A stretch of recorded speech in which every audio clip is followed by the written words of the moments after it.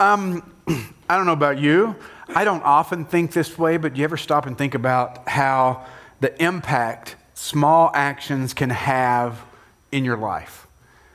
The small things that you do that I think often we don't think about that. I mean, and the reason I think we don't think about it is because we hear about words like impact and change the world and, all these big things. I mean, we're facing another election season, God help us. And I mean, did you know this is the most important election of your lifetime? Just like the one 2 years ago. Just like the one 2 years before that and 2 years before that and 2 years. I mean, it's just like, we are constantly bombarded with sensational language, aren't we? I mean, think bigger, And when I'm confronted with that, I'm kind of in a phase of life where I just kind of turn the TV off, I'm just get tired of hearing it. Because I know what can happen to us when we're constantly facing, bigger, do bigger, do bigger, do better. Because it can breed fear. It can breed anxiety and sometimes cynicism. I recognize that in me.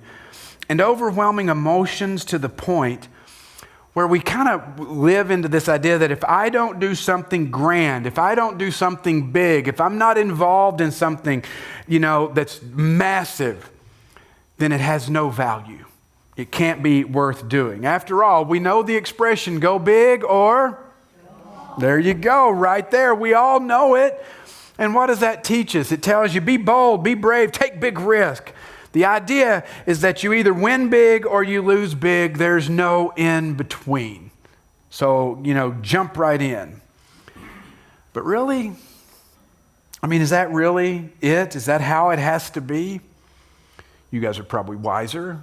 You know it's not that way. Of course not.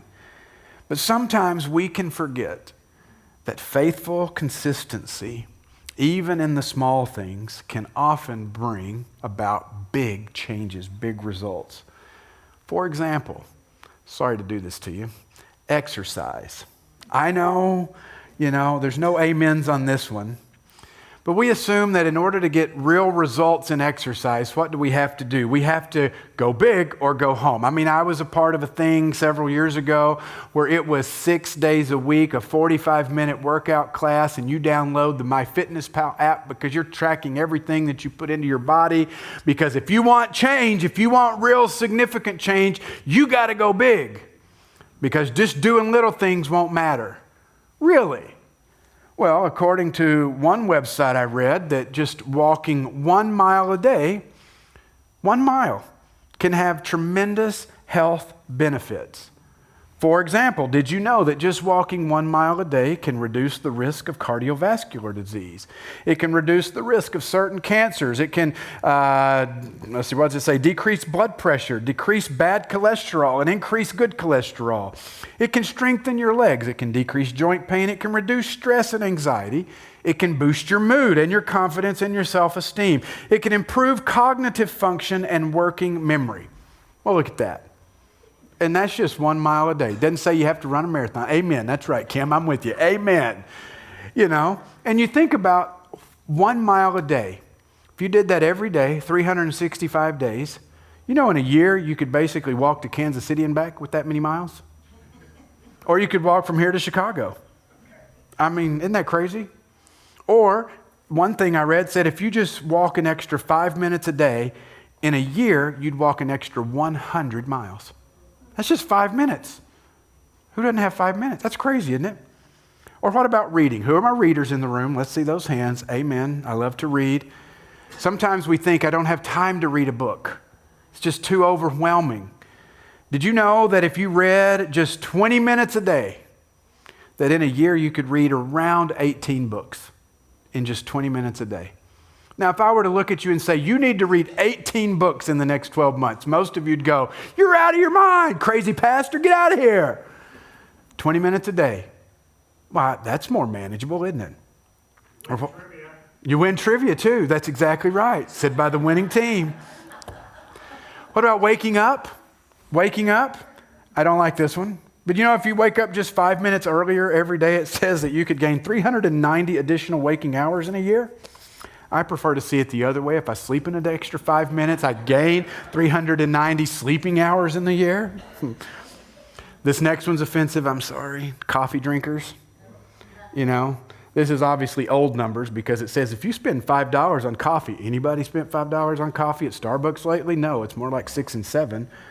But you realize in a year, if you did that every day in a year, you've spent $1,800 on coffee, and in 5 years, you've spent just less than $10,000, and in 20 years, it's like $36,500, to which somebody in the first service said, that's a down payment. Yeah, it is. Small things matter, and being faithful in the small things really can be what has huge impact over time. Now, you may be able to see where we're going with this. We've been in this series in prayer that we've called Are You There, God? Where every week we're just kind of looking at people or stories in the Bible to see who prayed and how they prayed, and really what can we learn from their lives of prayer. And today we turn our attention to, probably for most of you, is a very familiar story in the Old Testament. I threatened Pearl Becker to come up here and speak this one with me because Amy told me this is her favorite story in the Bible. And I know Amy hates that because it's in the Old Testament, but, it's the story of a man named Daniel. And we're going to dive into Daniel's story and look and see, what do we see about Daniel? What can he show us about prayer? We find his story in the book that's actually named after him, Daniel. Daniel's an interesting guy. He was a young man, probably in his teen years, when Judah was invaded and they were taken exile from Israel into Babylon. He was a prophet. He was a man of great character. He was well trusted by the king. But at the point of the story today, he's kind of lived a little bit, 70 years almost, in the exile. And he's almost around 80 years old, or early 80s at this point. And let's look and see what happens to Daniel. We read in chapter 6, it says, it pleased Darius is the king, to appoint 120 satraps to rule throughout the kingdom with 3 administrators over them. One of these administrators was Daniel. Pretty significant thing, right? I mean, he's got the ear of the king. It says the satraps were made accountable to them so that the king might not have to suffer loss. Now Daniel so distinguished himself among the administrators and the satraps by his exceptional qualities that the king planned to set him over the whole kingdom. So this is no slouch. This guy is sharp, smart, character, hardworking, all these things, can be trusted. It says that this, though, the administrators and the satraps tried to find grounds for charges against Daniel in his conduct of government affairs, but they were unable to do so. We see what's happening right away, right?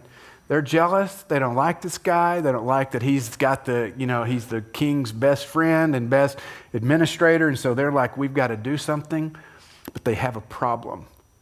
This guy's of such great character, they can't find anything against him. I mean, think about that. This guy is a man of such character, they couldn't find anything. They could find no corruption in him because he was trustworthy and neither corrupt nor negligent. Wow. So finally these men said, we will never find any basis for charges against this man, Daniel, unless it has something to do with the law of his God. Interesting. Not only was he a man of great character, he was a man of great faith. So known for his faith, they knew that if we're going to trip him up, it's going to be with his faith. Fast forward a bit, we find these jealous guys conspiring and convincing the king to pass a law that can't be changed, that for the next 30 days you can only pray to the king. You can't pray to anything else, anyone else, any other god for 30 days. And if you do, you're going to be killed. I just love how the Old Testament, a lot of these kings are such dupes, aren't they? I mean, they're just, what is wrong? Why are they so easily persuaded by these individuals? Who knows? But he did. He passes this law, and there it is. And it says, we pick it up, and it says, now when Daniel learned that this decree had been published, he ran away screaming and crying. He stopped praying completely. No, it says he went home to his upstairs room where the windows opened towards Jerusalem. 3 times a day, he got down on his knees and he prayed, giving thanks to his God, just as he had done before. Then these men went as a group and found Daniel praying and asking God for help. What happened? These guys catch him in the act. And then, of course, like little bitty baby tattletales, what do? They run off to the king. "Oh, king," they said, "Daniel, who is one of the exiles from Judah, pays no attention to you, your majesty, or to the decree you put in writing. He still prays 3 times a day." Now, the king loved Daniel. Daniel was very trusted. He was right-hand man. And it upset him that he'd been, duped this way. And so he tries to save Daniel, but he can't. That law was so well written. So the king finally just looks at the guy and says, "Okay, I guess we have no choice but to throw him in the lion's den." So the king says to Daniel, while they're doing this, he says, "May your God, whom you serve, continually rescue you." A stone was brought and placed over the mouth of the den, and the king sealed it with his own signet ring and with the rings of his nobles, so that Daniel's situation might not be changed. Now we continue the story. We read that the king is really upset over this. He does not like what he's had to do. He couldn't eat. He couldn't sleep.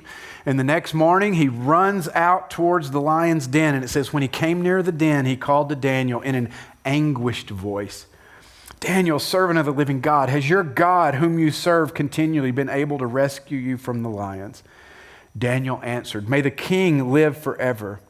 My God sent his angel, and he shut the mouths of the lions. They have not hurt me, because I was found innocent in his sight, nor have I ever done anything wrong before you, your majesty." Think about this for just a moment. And this time, in this day and age, guilt and innocence was determined by what happened to you. I mean, what would you expect if you throw a guy in a lion's den? It's going to be killed, right?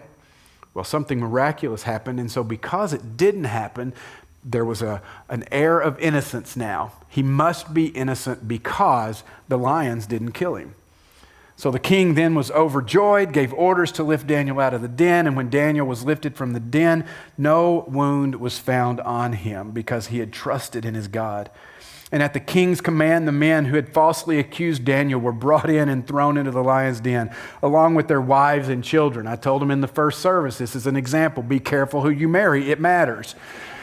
You'll find yourself in a lion's den if you're not careful. It says, and before they reached the floor of the den, the lions overpowered them and crushed all their bones. You see, if there was any question, were these lions drugged by the king? Nope. Were these lions fake lions? Nope. They were real. The next meal that gets tossed in there, they're devoured. They were done. And then it says, the king wrote to all the nations and people of every language in all the earth, "May you prosper greatly. I issue a decree that in every part of my kingdom people must fear and reverence the God of Daniel. For he is the living God and he endures forever. His kingdom will not be destroyed. His dominion will never end. He rescues and he saves. He performs signs and wonders in the heaven and on the earth. He has rescued Daniel from the power of the lions." So Daniel prospered during the reign of Darius and the reign of Cyrus. A new king comes in and Daniel still has favor. Cyrus the Persian. The Bible has the best stories, doesn't it? I mean, the Bible really does have the best stories. And Daniel is such a great example for us. He's not just mentioned in the Old Testament. He's actually referenced in the New Testament. Hebrews chapter 11, we get these examples of great people of faith from the Old Testament. In Hebrews 11:32, it says this. It talks about the prophets who through faith shut the mouths of lions, commended for their faith. I mean, that's talking about Daniel right there, who shut the mouths of the lions, who was the recipient of that miracle in his life. And when we think about the lion's den, we might think about some great feat, some great deed that Daniel had done to earn this. You know, what was it that got him there? What was it that led him to be thrown into the den of lions? You know, it wasn't because he went and protested the law that had been passed. It wasn't that he had created some viral video that had went, crazy on the internet. No, he didn't lead some huge movement. You know what got him there? Daily, consistent prayer. That was it. And this is what's so fascinating to me, is that when you read this story, these guys who were so jealous of Daniel and wanted him gone, they knew him so well that they could have the king construct a law targeted so specific to the prayer life of Daniel. I mean, it even says it was 30 days. I mean, they didn't even need long. They knew Daniel's faith. They knew if Daniel had a vulnerability, they knew it would be his faith. And when faced with the possibility of not praying or dying, they thought Daniel would rather die than not be able to pray. All he had to do was abstain from prayer for 30 days. That's it. Now, I would love to tell you, and I would have done the same thing. I don't know. What would you have done? I mean, in those moments, it's easy for us to kind of, justify. It's just 30 days. I'm worth more alive than dead. I mean, I've got a greater ministry if I'm alive than if I'm dead. God will understand. And yet, something is different in Daniel. We don't see him rationalizing. We don't see him justifying. What do we see? He says he just went and did what he had always done. He went to the room. He opened the windows, which was his practice. He knelt down and he prayed. Why did he do that? Daniel's an incredible guy to me because there's something about Daniel. Because he wasn't a citizen of Babylon. He was an exile. His citizenship was with his home country, Judah. That's where his heart was. Why he's praying towards Jerusalem. He knew that his existence was always walking a line between the empire and the promised land. But he never forgot who he was or where his true citizenship was. He never forgot. He knew where he belonged. Now, that doesn't mean he didn't work for the betterment of the kingdom of Babylon, because he did.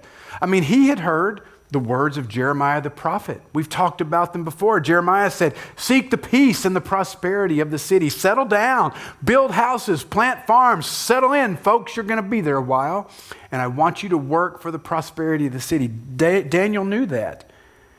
But even doing those things, he knew, but I'm a child of God. I'm part of the nation of Israel, chosen by God. He was able to walk that line. You see, his prayer life, to me, though, does seem a bit peculiar.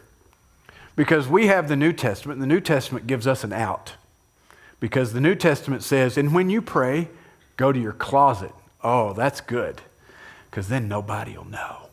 I can just go in the closet and shut the door, and it's me and God. Why not Daniel?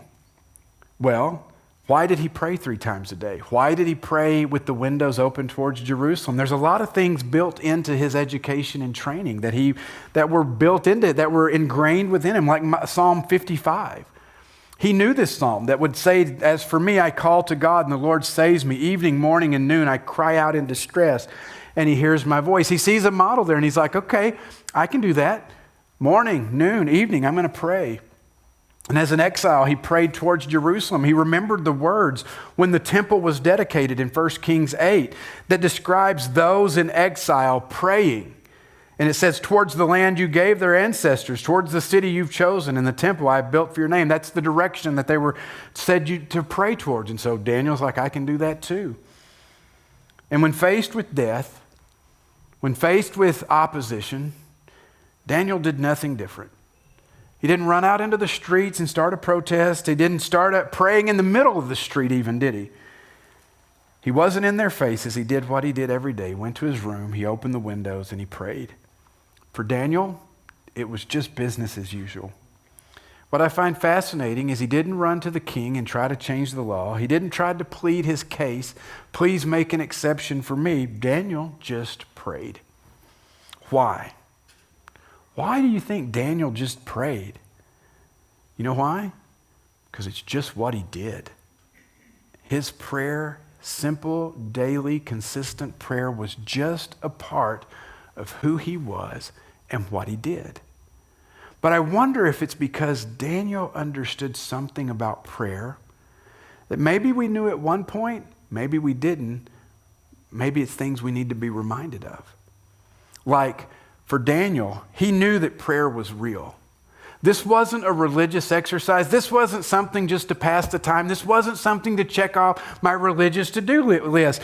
For him, prayer was important. It was ingrained in everything he did. But he also knew that prayer was powerful. We'll see why in just a moment. But he believed that when he prayed, things happened. He connected with God. He knew that this wasn't just words. There was power. He knew that prayer is the anchor of a life devoted to God. That there was something there, that prayer is all about relationship and it requires faithful consistency. He knew that. I mean, I often think about, this is our connection, our communication with God. I mean, and Daniel certainly believes that he can connect with the God of the universe, the creator, the sustainer of all, the sovereign, the loving, and the holy God. And he believes that that God moves when he prays. You know why? Because he believes in God. He has this incredible understanding of who he's praying to. You see, we talk a lot here about living in a flattened world. We use that expression. And what we mean by that is that we take all the wonder, all the mystery, all the mysticism out of faith, and we flatten it. And we say faith is just something you believe. Having right theology, believing the right thing. And really, to get there requires no movement and no activity of God. But you see, you look at somebody like Daniel, and I know that he didn't live in a flattened world where God wasn't present. He believed God was working around him. He believed that even in exile, God was moving. And even with a law that might endanger his life, he was not unwilling to stop his praying. And in prayer, Daniel believed he could connect with the God of the universe to know his heart and connect with the movement of God in the world. I think I miss that sometimes. I think I miss realizing how much God is at work around me. The late author and pastor Eugene Peterson wrote in his book, The Contemplative Pastor, he said, "The assumption of spirituality is that always God is doing something before I know it. So the task is not to get God to do something I think needs to be done, but to become aware of what God is doing so that I can respond to it and participate and take delight in it." That's a man who understood the movement of the transcendent, amazing Creator constantly moving around us. Daniel had a God awareness, even in exile. We need a God awareness, entering into dialogue with God the Father, God the Son, God the Holy Spirit. And dialogue is what will bring us into that awareness. But there's a breakdown for us, a cultural breakdown for us. It's what I will call the curse of productivity. I say that and you probably know exactly what I'm talking about, right? I mean, if we're honest, prayer can feel like and seem like the most unproductive thing we can do, doesn't it? I mean, you can be honest here. Yes, it does. Prayer feels like, well, I'm not making something happen. I'm just sitting here talking to the ceiling. And that for us, it feels unproductive. And we believe if we're not producing, then we're not progressing, and we're not contributing, and we're not achieving. I mean, think about that. That's true, right? We believe if we're not producing, that we're not progressing, contributing, or achieving. You know what's scary about that last phrase there and those 3 words about productivity? I like to play around with AI a little bit, ChatGPT, just to see what questions I can ask and see what it'll spit out. I went to ChatGPT. I went to the AI and I put in that phrase. I said, if we aren't producing, we aren't what? And it shot back, progressing, contributing, achieving. That's what the computer says. That's what the artificial intelligence tells us, that if we aren't producing, then something must be wrong. This is what gives me confidence in humanity, because the AI will never understand this, that there's something greater and better than producing and achieving. Our highest value can seem to be productivity and control. And it can seem like there are things in this world that we can do without prayer. And in a world of microwaves and instant potatoes and everything, all the information in the world available at our fingertips, prayer can seem so counterintuitive.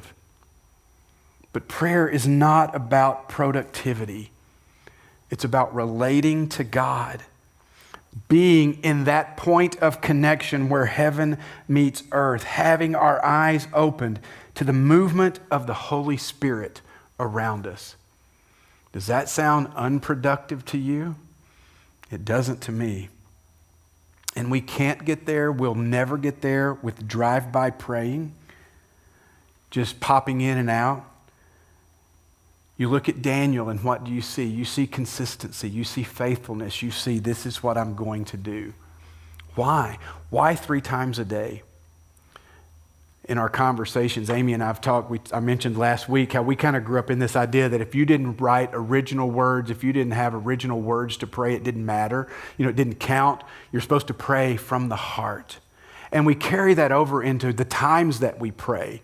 You don't just pray on demand. You don't pray morning, noon, and night. That's not authentic. That's religious. I don't know about you, but if it's left up to me sometimes to pray when I feel like it, it's going to be very sparse. Because I get trapped in productivity. I've got a million things I need to do. I get distracted by entertainment. I can get really wrapped up in a lot of things in this world. I need faithful consistency. And I think about it in my relationship with my wife or my kids. How much of a relationship would I really have if I just reached out to them when I needed something? And yet sometimes isn't that how we treat God? Sometimes you just have to pick up the phone and call and say, I just wanted to hear your voice. How are you doing? Just wanted to connect with you, spend time with you. That should carry over to our relationship with God. There's something else, though, about Daniel that I don't want us to lose sight of, is that we're not coming to this practice to see Daniel to get the how-to to pray, because we're not pulling away from this and saying we need to pray in a specific direction. Jerusalem, is that right? That way? East? Close enough? No, we're not talking about that. You could look at Daniel and you could say, well, he's got a posture. He's on his knees, sure. And you can pray on your knees. You can pray standing up. You can pray sitting down. You can pray walking around. You can pray flat out on your face on the floor. Doesn't matter. You know why we're not talking about the formula? Because when we talk about what we see in Daniel, it's less about the formula and everything to do with a heart that's seeking God, a heart that's passionate after God. And do you know the only wrong way to pray is to not pray? That's it. There's no wrong way to pray. I mean, I get it. Sometimes we're like, but I'm angry and I don't want to pray right now. God can't handle my anger. Really?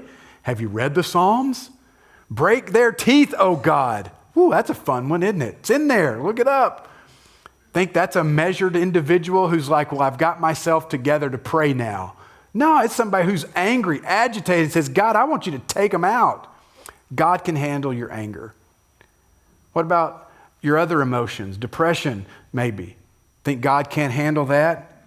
What about the psalm that says, I say to my God, my rock, why have you forgotten me? Well, you can't say that to God. Well, obviously you can. And God is big enough to take that. There's no right or wrong time to pray, but we need to learn, as the Jewish people knew, as Daniel knew, as the early church knew following Jesus' resurrection, a set rhythm of prayer is really vital to ground us in a relationship with God. What happened? When did we lose this? When did we buy into this idea that spontaneity is the only true praying and heartfeltness? I don't know. But in a book I've been reading by author Tyler Staton, Praying Like Monks, Living Like Fools is the title of the book. It's a good book. He says this, he says, when the church buddied up with political power, they lost a taste for prayer. Linking arms with power, church life had become diluted. The early Christians placed a higher value on gathering to pray than we commonly do today, and they possessed a higher concentration of the Spirit's power than we commonly do today. The modern church is in desperate need of one of the church's most historic practices, one that has largely been forgotten in our time, a daily rhythm of prayer. We're going to come back to that because there's one more thing I want us to see about Daniel. A few chapters over from where we were, Daniel chapter 9 and 10. There's an interesting thing that happens. Daniel has this vision. For thousands of years, we've been trying to read newspapers and figure out what Daniel saw. We need to stop doing that. But Daniel has this disturbing vision, and he begins to pray about it. He's so disturbed that it says he stops eating. He stops, basically doing anything. He's so bothered in his soul. And in Daniel chapter 10, we read kind of a resolution to what's going on. Something happens. It says, on the 24th day of the first month, as I, Daniel, was standing on the bank of the great river, the Tigris, I looked up, and there before me was a man dressed in linen, belt of fine gold from Uphaz around his waist. His body was like topaz, face like lightning, eyes flaming torches, arms and legs like the golden gleam of burnished bronze, and his voice sounded like the multitude. It's a pretty frightening encounter that's going on here. And Daniel says, a hand touched me and set me trembling on my hands and knees. And he said, Daniel, you who are highly esteemed, consider carefully the words I'm about to speak to you, and stand up, for I have been sent to you. And when he said to me, stand up, I stood up trembling. Then he continued, do not be afraid, Daniel, since the first day that you set your mind to gain understanding and to humble yourself before God. When you started praying, Daniel, your words were heard, and I have come in response to them. But the prince of the Persian kingdom resisted me 21 days. Then Michael, one of the chief priests, came to help me because I was detained with the king of Persia. Now I've come to explain to you what will happen to your people in the future, for the vision concerns a time yet to come. Again, what a story. An incredible insight into our prayers. Yes, prayer has physical implications, but it is first and foremost a spiritual act. And what we see in prayer may not be the full story about what is going on.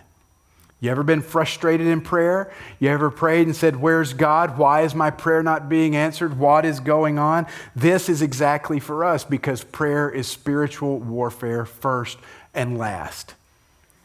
The Apostle Paul reminds us of this in Ephesians, where he says, our struggle is not against flesh and blood, but against the rulers, authorities, powers of this dark world, against the spiritual forces. And I get it. Even reading this in our flattened existence, we go, oh, these buffoons, they're just so not as educated and enlightened as we are. Bull, that's garbage. They knew something about prayer that we didn't, that it is something that is taking place in the heavenly realms. Paul continues, he says, therefore, put on the full armor of God. So when the day of evil comes, you'll be able to stand your ground. And after you've done everything to stand, pray in the Spirit on all occasions with all kinds of prayers and requests. One of the greatest things our enemy can do is to convince us that prayer doesn't matter. Period. The end. It does matter. And there's power when you pray. It connects you with God. It opens our eyes to His movement in the world. And there's power when we come together and pray. When you have your Sunday school class and you pray, there's power. When we meet the first Wednesday of the month to pray, there's power. And it's not a big thing. The world is not shifting off its axis because of that, but it's the simple, daily, faithful, consistent praying that is changing things. So as I wrap up here, I ask me first, what is your consistency in prayer? How disciplined are we in praying? Not for some legalistic obligation like the Pharisee we read about last week, but consistency because the God Almighty, the one who created you, knows you, loves you, desires your prayers, wants to hear from you, wants to speak to you, and is inviting you to join Him in His work around us in the world. Several weeks ago, we gave out a liturgy of prayer to kind of help guide us in a prayer life. It's not a perfect model to follow, but a guide that hopefully brings about some consistency and hopefully some freedom when you pray. And today I want to challenge you in another way, is can we find a consistent rhythm in our praying like Daniel? Throughout church history, this was called fixed hours praying or the daily office, a time in our day to stop, slow down, to be still and be with God. It's not where we take out the shopping list and, God, I want you to do this. It's not turning to get something from God, but being with God. So I was reading this week, it says, people who have been willing to find consistent rhythm in prayer, like the daily office to be with God, have found it to be the key to creating a continual and easy familiarity with God's presence and the rest of the day. It is the rhythm of stopping that makes the practice of the presence of God a real possibility. Pastor Pete Scazzaro says, the great power in setting apart small units of time for morning, midday, and evening prayer infuses the rest of my day's activities a deep sense of the sacred of God. All the time is His. The daily office practice consistently actually eliminates any division of the sacred and secular in our lives. Now, I don't know about you, but I need a little bit more of the sacred in my life every day. I want that.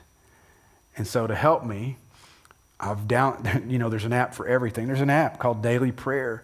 You could set reminders on your phone, things like this, to remind us to stop, to pause. Doesn't have to be a long time, doesn't have to be an hour. Maybe it's a few seconds, maybe it's just a few minutes. But to refocus ourselves on Jesus, to see how He might be moving and working around us. I'm confident if we commit ourselves to simple, daily consistency in prayer, we're going to find our perspective being changed. We're going to find our lives being changed, our families, our community being changed, and yes, possibly even the world begin to change. Not because of a huge movement, but because of consistent daily faithfulness in praying to God. Let's pray.